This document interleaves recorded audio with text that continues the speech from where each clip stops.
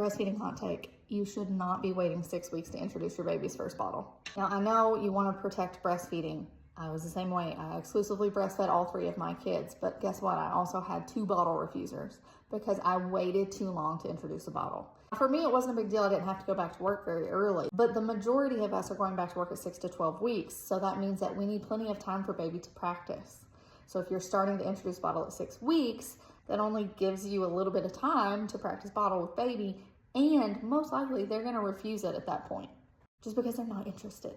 So what do you do instead? Start at around 2 to 3 weeks. I always say try to exclusively breastfeed those first 2 weeks. Try to avoid any supplementation unless completely necessary. And at 2 weeks, you can pump in the evening while your partner or support person gives a bottle. You can do that once a day until you go back to work. Now, obviously, there are unicorns out there. There are babies who will take a bottle just fine at 6 weeks. There are babies that'll take a bottle just fine after even longer than that.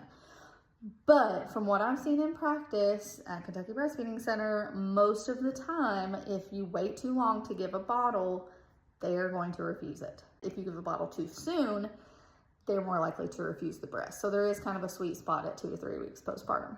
What questions do you have for me about bottle feeding? Drop them in the comments.